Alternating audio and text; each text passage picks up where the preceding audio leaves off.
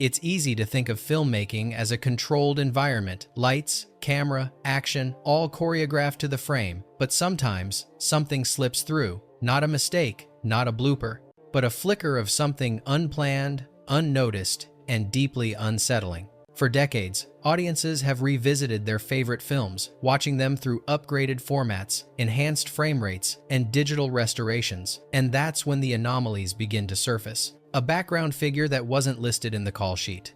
A reflection that doesn't match the scene. A movement that no one on set remembers seeing. These aren't cases of fan theories run wild. They're fragments caught on film that defy easy explanation. In most of these cases, the filmmakers themselves had no idea. The camera kept rolling. The editors stitched the footage together. The films were released, praised, forgotten.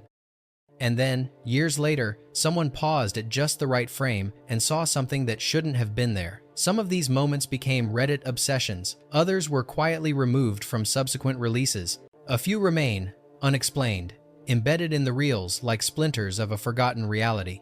And yet, the silence from the studios has only deepened the mystery. No comment, no denial, just absence, like whatever was captured should never be mentioned again. What if the lens saw more than the crew ever did? What if, in chasing fiction, the camera caught something real? The Patient in the Distance. Session 9 is a film soaked in dread, with an abandoned asylum as its decaying centerpiece. But among the peeling walls and fractured memories, one moment lingers hidden until high-definition transfers brought it to light. In a wide shot where Gordon walks across a dilapidated hallway, the camera pans briefly past a broken window. There, across the courtyard, a figure in a hospital gown stands motionless, pale, eyes blacked out by shadow. The moment lasts 2 seconds. No one reacts, no one acknowledges it. The script never called for an extra. The scene was lit only with natural light. According to the director, the area outside the window was inaccessible during shooting. A security cam scan of the same location taken the same day shows no one there. Yet in the final cut, the patient remains. She never moves. She never blinks. She was never meant to be seen, but now you can't unsee her. And that's the terrifying thing about film, it captures everything, even the things you didn't invite in. The Exorcist 3, 1990, The Nurse That Wasn't Cast.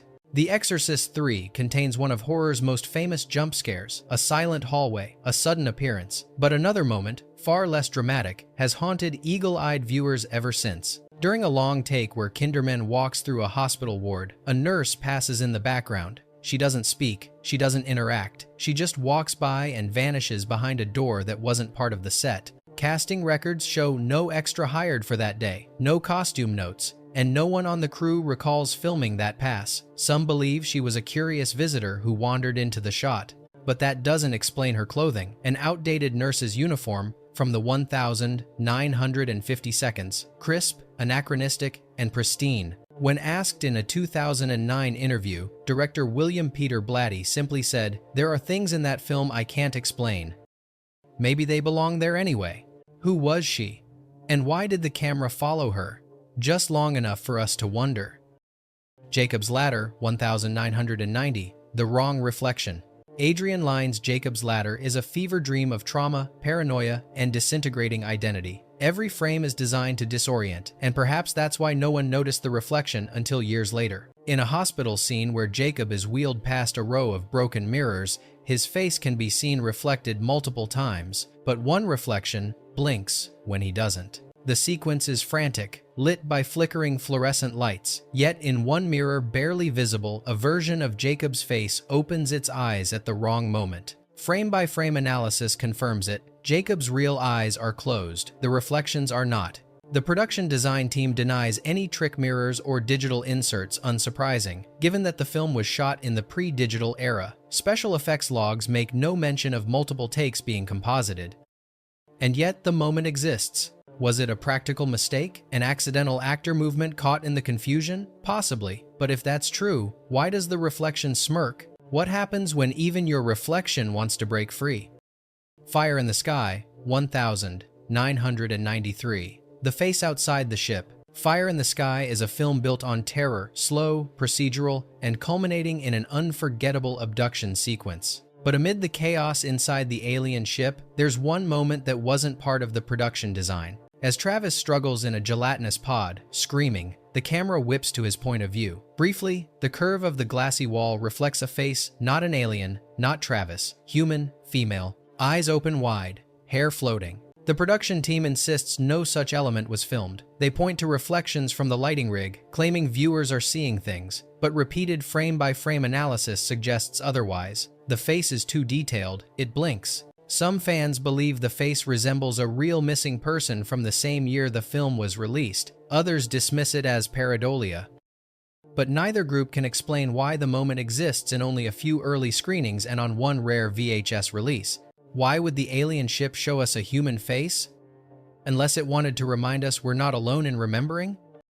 Peeping Tom, 1960, The Hand in the Editing Room. Michael Powell's Peeping Tom was decades ahead of its time and punished for it. A film about a cameraman who kills with his lens, it was steeped in voyeurism, but one frame may have captured a voyeur of its own. In the scene where Mark is editing his reels, the camera pans across film strips and machinery. Just before the cut to a close-up, a pale hand, thin, gloved, briefly enters the frame from the top left corner. It moves, then retracts. It's not Mark's. He's in the opposite corner of the shot. Archivists originally wrote it off as a crew mistake, but restoration experts in the 1,990 seconds insisted that frame didn't appear on their master print, only in specific international releases. The hand isn't gloved in any of the wardrobe notes, and no grip or assistant director has taken credit. Powell never addressed it. Maybe he didn't see it, or maybe he did and chose to leave it in. After all, the film is about the dangers of watching too closely. Maybe it wanted to prove its point. Sinister, 2012, the extra frame in the lawn work reel.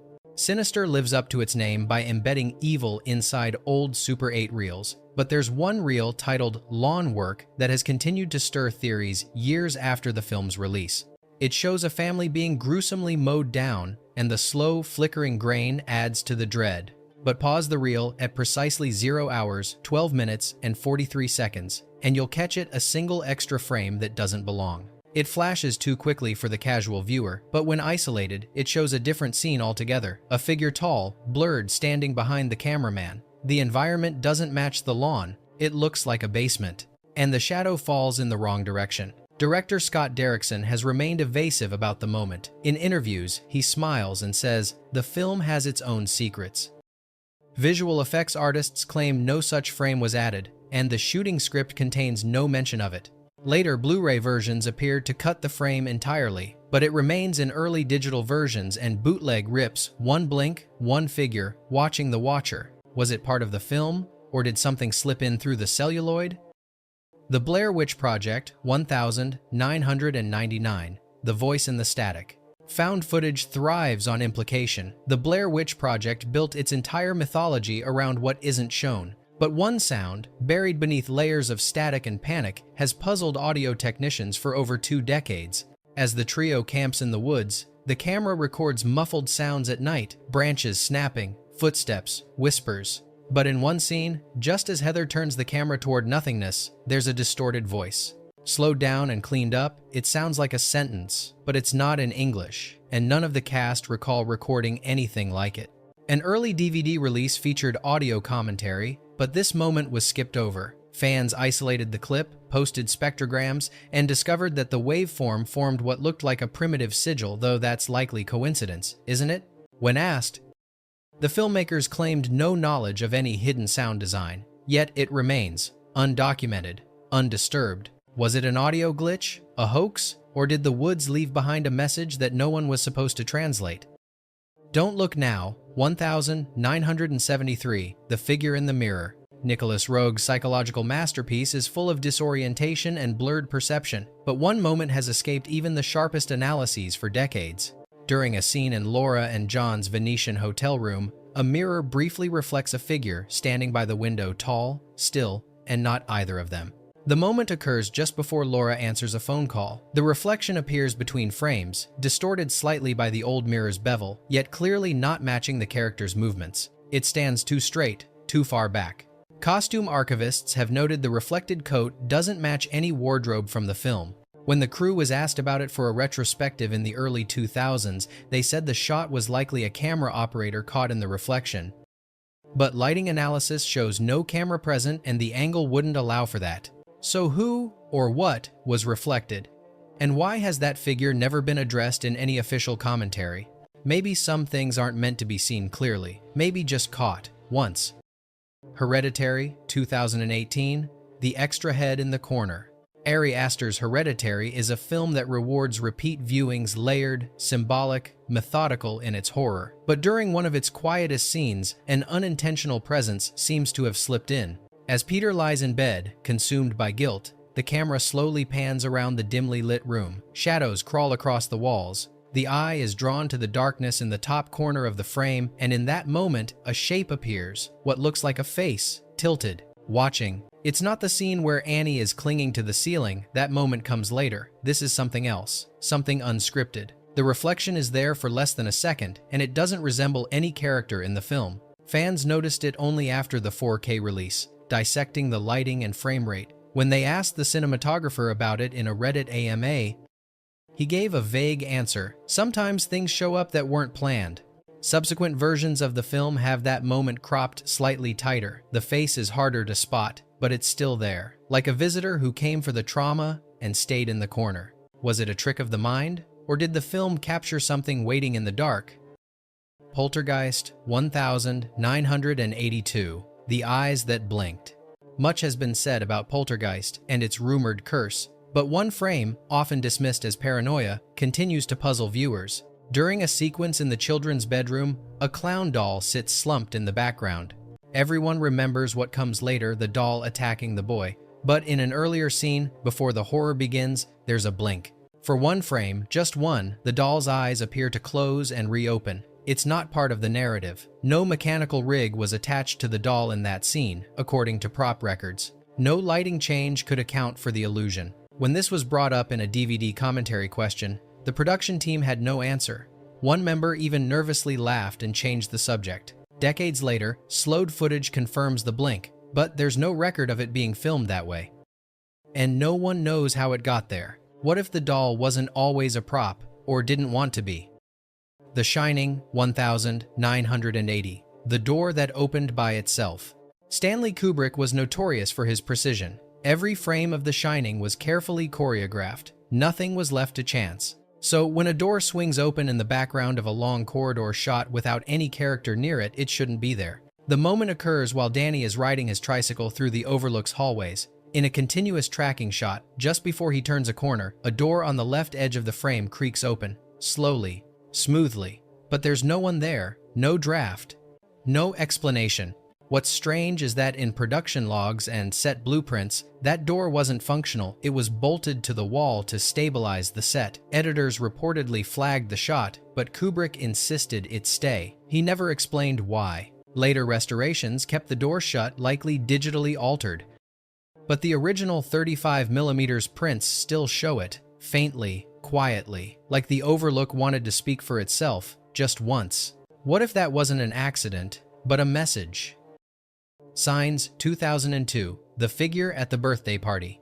Night Shyamalan's Signs was already unnerving in its quiet suspense and measured tension, but the moment that made audiences gasp wasn't scripted to be the film's most iconic, it was accidental. In a scene where a home video shows children at a birthday party in Brazil, the footage abruptly cuts to reveal an alien stepping out from behind a hedge. It's a jump scare, yes, but something else lurks in the frame. In the background, behind a tree, there's a brief shimmer, almost a reflection, except it's not bouncing light. Viewers years later, using frame-by-frame HD analysis, spotted a translucent silhouette near the children.